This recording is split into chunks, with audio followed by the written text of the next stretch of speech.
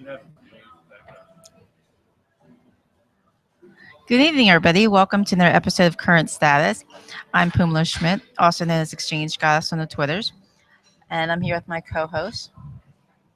My name is Teresa Miller, and you can find me on Twitter at 24/7 IT Connect. And we're actually on the road today. We're in Las Vegas, day one of vmworld 2016, and we're joined by some special guests.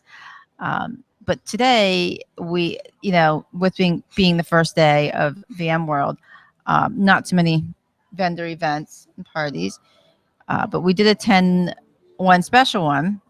But let's introduce our guests first. Steve? Thanks, Pumla. Steve Keniston, S. Keniston on Twitter, Vice President of Product Marketing for Infinidat.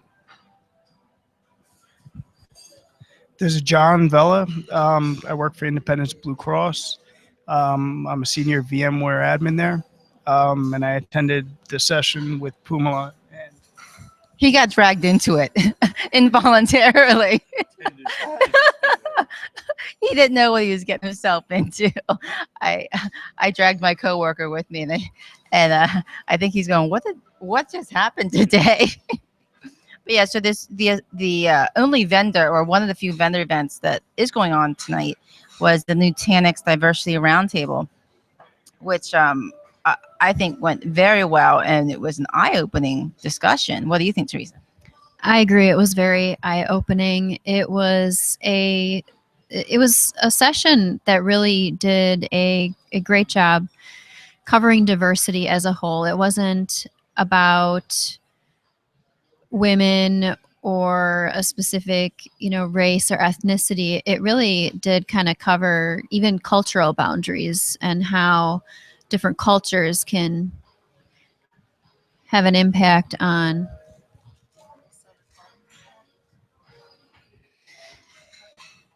how even different cultures can impact what barriers we may face in the industry of IT as a whole.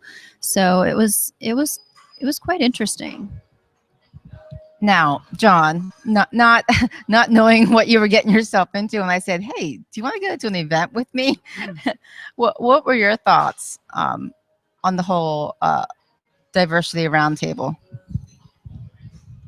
It caught me by surprise only for the fact that I thought I was just attending a Nutanix technology-based discussion on their technology offerings.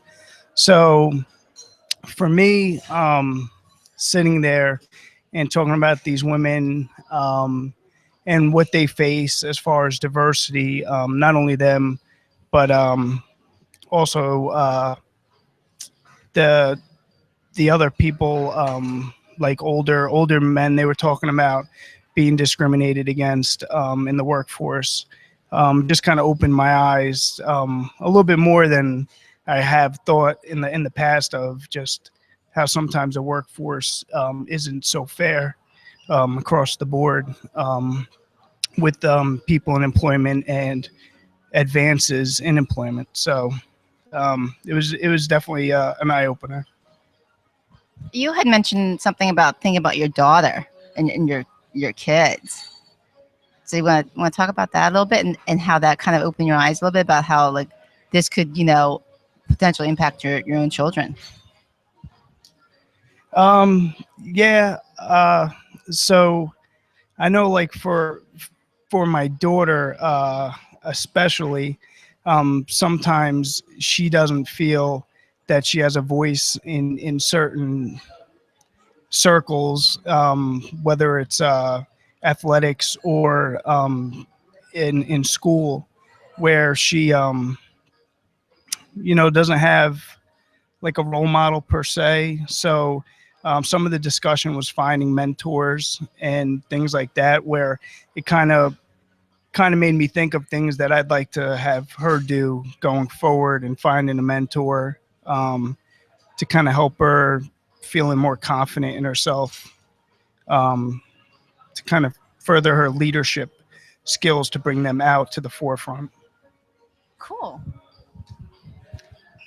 The other thing that I thought was extremely valuable was they brought up mentorship needing to be quality. Like, it's one thing to say, I'm not going to be a mentor and then not do anything. It has to be an active role.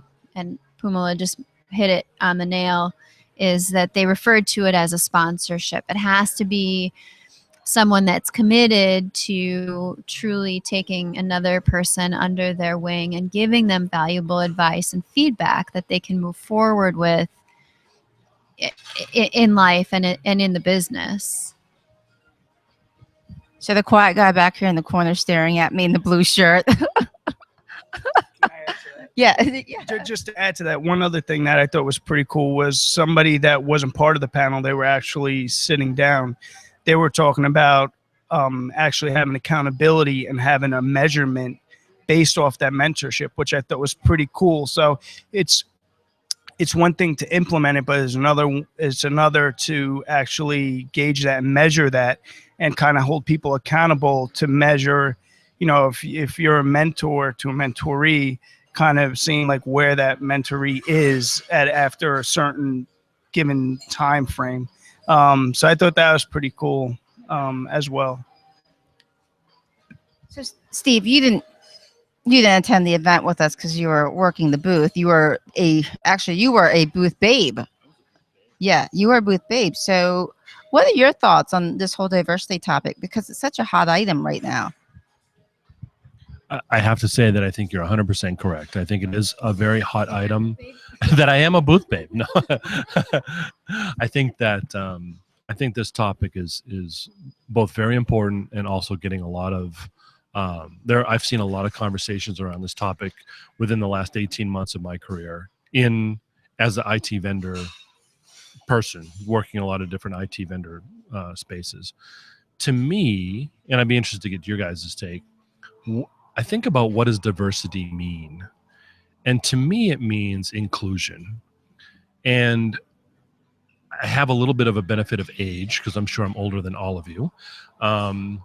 That for me, and I think this is a lesson my dad taught me, was the experiences that other people have, all other people, help to influence and drive things that kind of shape who and what you are or what you're building, like from a company standpoint or whatever it is. You've hired these people to work with you. Having them participate only adds value to what you're trying to accomplish. So why not include everybody in the conversation? And to me, it's always important, at least I hope I pay attention to as I'm trying to conduct my job and do the things that I do, is get everybody's input, because to me that matters, not only for the person, but also for the quality of the contribution. It's going to make whatever we do better. And I think if everybody had a look at what's the bigger picture and not just thinking about themselves, I think they would have you can generate a lot better quality of whatever it is you're trying to accomplish. One thing that I found interesting was some of the key, I guess, facts that were noted. I did not realize this, but China actually has the highest number of women own businesses in top executive roles. I did not know that. That's more than U.S. and India. I was like, wow. Yeah, I was impressed by that. I was blown away, but trying to figure out why that was too. We had some good conversation around that. And one of the things that came up is there is actually a limit on the number of children that they can have. So maybe that is one helping factor. Yeah, less children at home to care for, so you can boost your career. There's all, you got one child and you've got grandparents to watch, and I have 3 kids. Teresa, you've got 2. John, you've got 2, and Steve, sorry, you got a dog. Yeah, you have your dog. Yeah, it's a kid. Yeah, yeah. So I mean, yeah, with us having multiple children, it's tough finding daycare when you've got to work. Like my husband and I, we both work, and I'm here, and Las Vegas. I almost said San Francisco. I'm here in Las Vegas. I'm flying home tomorrow at 2 o'clock. I get in at midnight. My husband wakes up at 5 a.m. to jump on the flight out, and I don't see him till Friday. I mean, and we have 3 kids. So we're just another, just another average family that's trying to make ends meet, with parents trying to move up, in the corporate ladder, trying to one child per family. Yeah. There could be more to it too, though. We're not, not living there, not familiar with the culture. There could be more empowerment going on as well to complement that. And I'm actually kind of curious to do some more research on that to get a better understanding. Now, I'm Asian, if you didn't know that. So I find, Really? yeah, is that news? I don't want to say that the Asian culture discriminates against women, but in certain areas, yes, women are looked down upon. For instance, India. The culture there is different, and hence you see, how women are treated in India, slightly different than China. So I was really surprised to see Asian culture really boosting women, and empowering them. I was really blown away by that, being born in an Asian country and raised in a very strict Asian culture at home. And my parents don't speak English. We live a very traditional lifestyle. So to see, I'm like, wow, like women sit on the floor and eat, and the men sit at the table, and the men eat first, and then the women, we eat after them. That still goes on to this day. And people that aren't used to that think, wow, how can you do that? But that's a culture there. The men are served first. That's just the way it is. So, and this is an Asian country right below China. So I'm just like, wow, that's amazing. Yeah. So interesting question and interesting topic. I just came back from India a few weeks ago, and now that you mention that, I can't think of a single woman that I met in the workplace. Now that might have just been the circles that I traveled in for a week's worth of time. So I'm not trying to pass any judgment. I'm just trying to say this is what happened. But the globalization of IT, right? I mean, it is so quickly becoming more and more and more global. What do you think the impact has of that as it relates to the diversity globally, China, India, and other places that are growing so much faster than we are here in the United States? Do you think that, well, maybe it's a two-part question. So there's the globalization piece, and there's also then the question around ignorance. Not to use that term in such a negative way, but more of, have folks in other places really learned to be more accepting about the diversity that can be brought to conversations, to programs, to projects that they're trying to build to help then boost what those companies are trying to do in all of these remote areas? So what do you mean by other places? Have folks in other places, so other countries, have they embraced it? Yeah.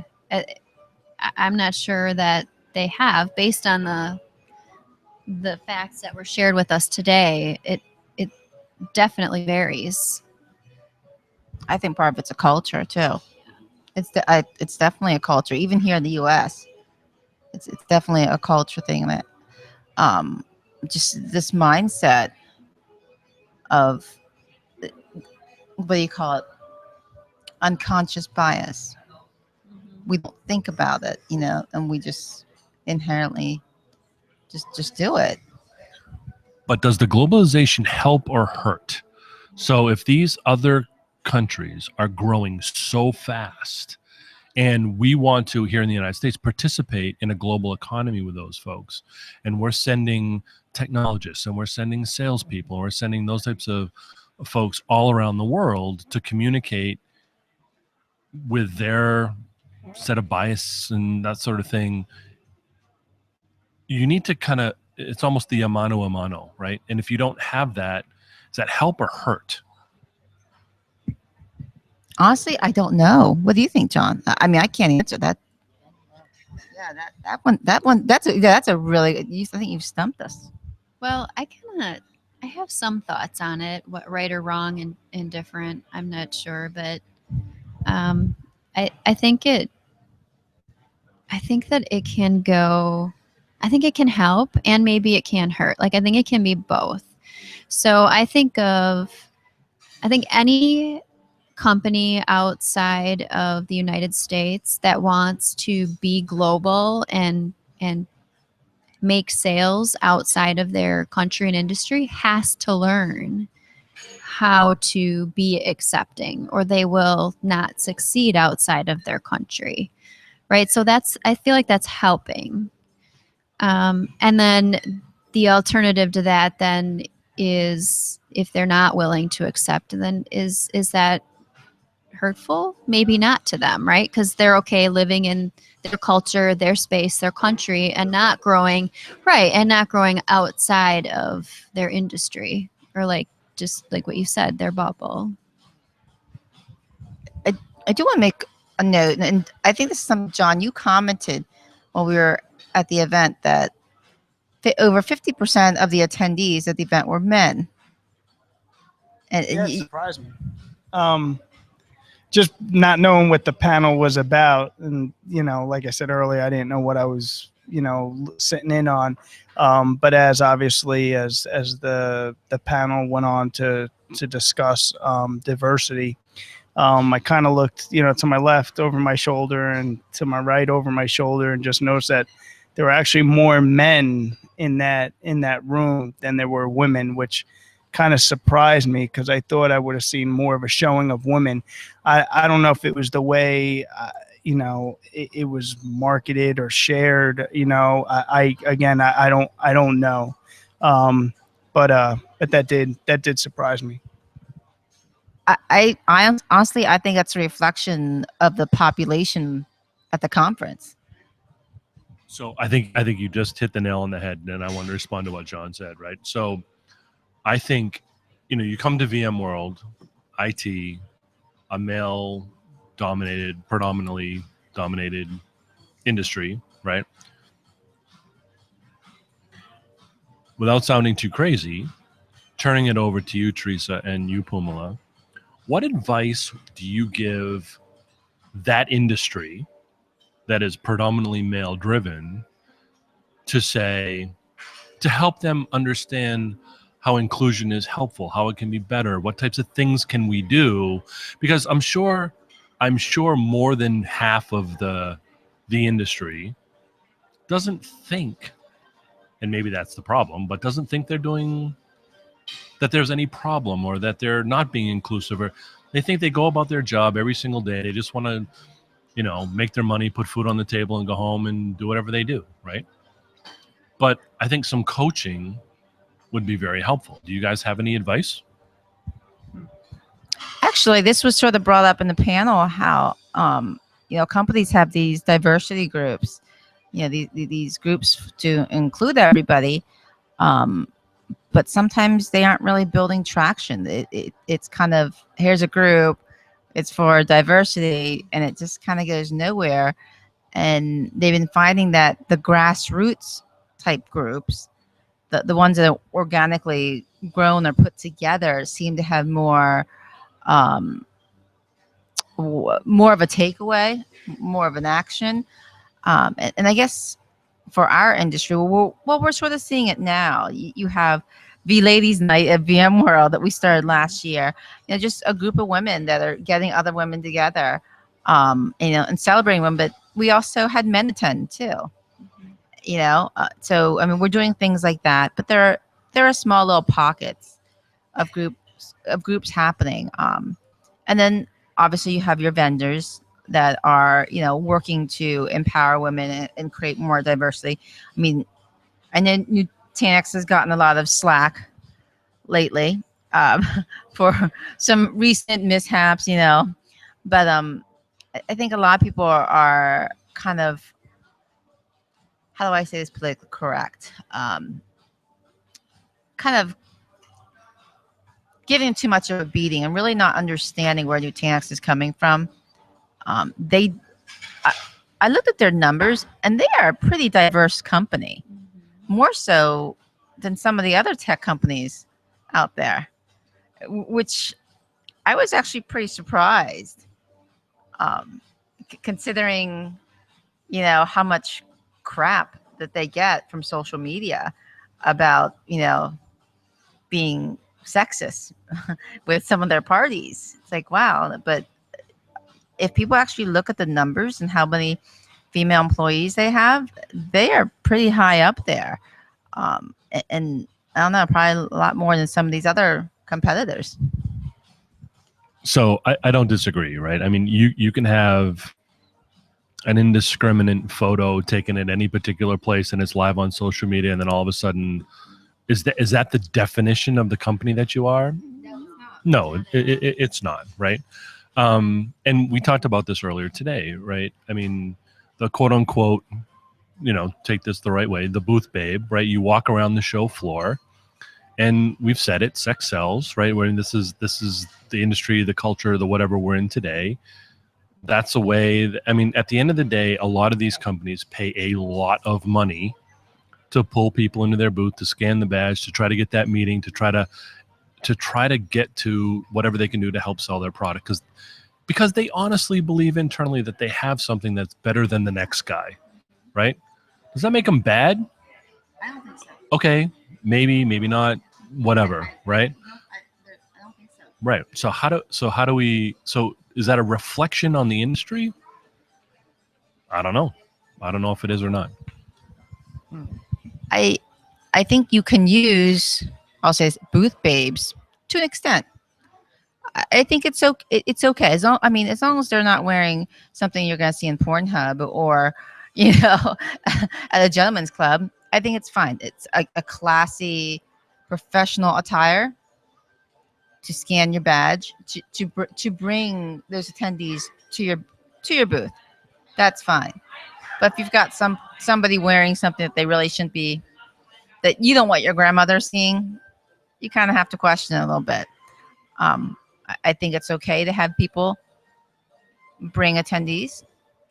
And I know certain vendors have been shamed because they hire booth babes, but why not? Car shows do it. Other expo shows do it.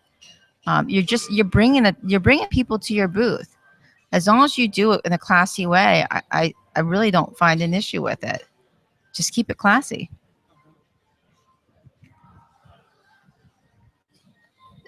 It definitely needs to be classy. I've been in this industry for 20 years, and I honestly don't even pay attention to any of that anymore. Like, I don't notice it. Like, as long as people have tasteful dress on. But when you're talking about, moving into an era where we are trying to welcome more diversity, and females in particular, it has to be that way. Or, I mean, there are so many different types of people in this world that can, everyone has different sensitivities. And if it's not tasteful, it's just going to deter people from joining this great community. And it really is. IT as a whole is really amazing, and there's a lot of knowledge to be shared and a lot to be learned. So I really wish there were more women in this space with us. Oh, definitely. I mean, Teresa and I, we're here, but there are a few other women out there, but there's not a lot of us. So yeah, if there are a couple booth babes out there, and they're professionally dressed, I don't care. But John, your guy, how do you feel about that? Just like you guys were just saying, I look past it. I don't think. But so a woman that's dressed in a bikini or something, non-professional attire, is that going to grab your attention more than someone that is professionally dressed? It's, as a guy, I mean, it's definitely going to catch my eye, of course. I mean, I'm a guy. Does that make But, you differently? Honest opinion. yeah, I mean, I just would look at, they would probably be more of like a partying kind of a vendor, probably want to see what kind of happy hair they're going to be thrown. But I'm just being honest. But, that's what we want honesty. But, as we're sitting here talking, kind of what was going through my mind, and I guess there might be a question for you guys at the end of it, but as I was sitting back and just thinking of the IT industry and how I don't see, I don't see that many women, in my building as far as the tech side. You do obviously see them in marketing, human resources, sales. But as far as like, being in the trenches and, working on, storage databases, whatever, I don't see that many females. I know. So my question is, like, so as I'm sitting there, during the panel, I'm kind of trying to just think about that. Is it just, do you think that women are intimidated in? So I was just wondering, like, are women intimidated of the industry, or are there women out there that just aren't being offered these positions, and maybe I'm not seeing them at, my level because maybe they can't get up there. But, I'm kind of thinking of the latter, that it's just maybe women are intimidated of the IT industry. That's a good question. It's a combination of everything that you just said. Intimidation, access, access to the ability to move up, and also being kind of booted out, kicked out, pushed out. You feel pressured to leave because of the way you're being treated. One of the panelists, actually, that happened to her as an intern at Motorola. She just, she described how she was being treated. It wasn't a welcoming environment. And I'm going to be candid with you. I've had that experience where, after several years of being treated a certain way, you just get fed up and you're like, hey, enough's enough. I got to move on, because I know I expect much better. I expect to be treated a lot better than this for what I'm doing.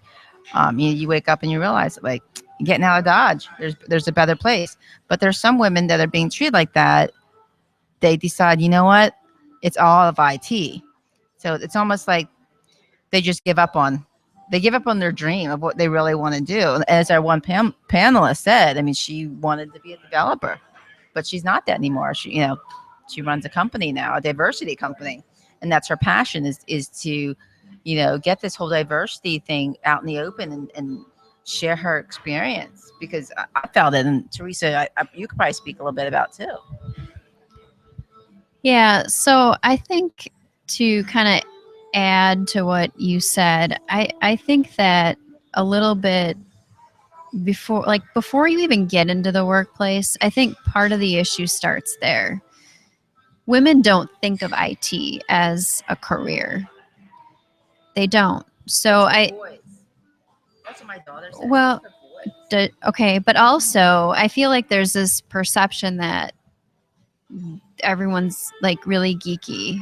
Yeah. Like the red stapler guy in Office Space, geeky. Like, and nobody wants to hang out with those geeky people. But back to when you're thinking about choosing careers in high school and college, the women are more gravitated towards careers that have an emotional connection to them.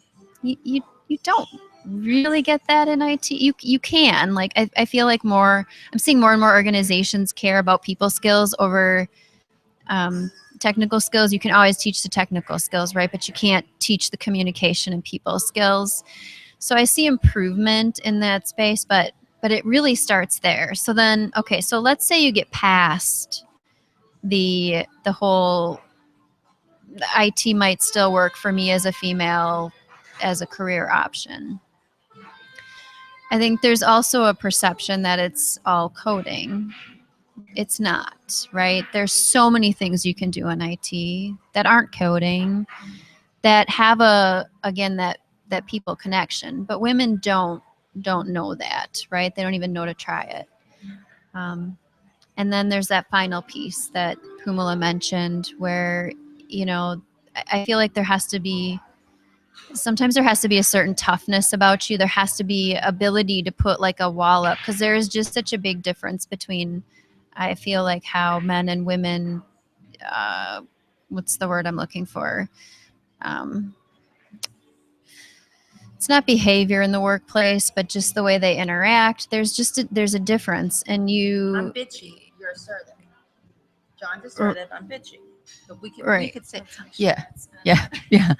So I'm bitchy. John is assertive. It's that's the perception. We could write the same email or say the exact same thing, but I'm going to come off as being the bitchy, engineer or the bitchy manager down the hallway, and John is the tough, assertive one. He gets the job done. Pumla is she's just the bitchy girl down the hallway. Oh my gosh, nobody wants to work with her. But we're saying the exact same thing. That is the perception. Sad but true. That's what happens. Or you're the nagging wife. Nag, nag, nag, nag. Oh, there she is. She wants us to do this again. I mean, either you're a bitch or a nagging wife, and you're just a really cool, assertive guy. Yeah. I see you smiling over there, Steve. No, because I'm the bitchy guy. So And the booth babe too. You're the bitchy booth babe. How about that? Well, you know what? Our time is just about up. Wow, we've ran over. So I guess we just. Oh yeah. Oh yeah. Oh, I feel Okay. like Mr. Rogers I know. stepped in the room. Yeah. You have to give us some slack here, Steve. I've been up over 24 hours now. I got up, what, 3:30 to catch a flight. And that's 3:30 Eastern Standard Time. But you look amazing. Thank you. But what time is it now in Vegas? It's probably close to midnight. It's 11:33. Yeah. So I've been up about 24 hours, and as Steve says, I still look good, right? I have a smile. Yeah. Yeah. We're still smiling. I haven't killed anybody yet. I'm not in jail, and I'm in Vegas. I'm in Vegas. I haven't been put in jail yet. That's a good thing. Wow. I still got, what, 8 more hours to get into trouble? Yeah, go big or go home. So I think closing remarks for day one of VMworld 2016 was, I think all four of us probably learned some really good things about diversity, but also, from the show too. I mean, there's a lot that's going to be happening. Hopefully some big announcements tomorrow for the opening keynote. Other than that, and also I think everybody's going to find out I really don't like Las Vegas. If I haven't said that before. I don't either. Do you like Vegas, John? It's my first time here, and I really haven't ventured out much yet. Oh, he's a virgin, Vegas. And Steve, I know you're a huge fan, right? So that's exactly what I was going to say. I think shows like Current Status do a great thing for the industry. I read Teresa's blog all the time. I mean, we invite Pumla everywhere we go because she just has this uncanny ability to talk to people and help them to understand what we're doing in technology. And I think those are the types of things that help further this industry along. So I'm glad to be a part of this podcast, and I appreciate you guys letting me join. So I do want to give a shout out to Infinidat. We did do a live Facebook stream. It was my first one, and yes, it was our first one, and I think it went very well. So we did some new technology today. So we'll definitely tweet out the link, and this is our first on the road show without video, because I don't trust the Wi-Fi. We know how that goes in my house. Yeah. Yeah. We're getting Audio only. we're trying to get fiber still run to Teresa's house. So, Yeah. We need a company to volunteer to make that happen. so if anybody knows anybody, wink, wink. Yeah. That'd be awesome. So we do want to thank everybody for listening into our podcast. And until next time, have a great evening, everybody. Have a good evening.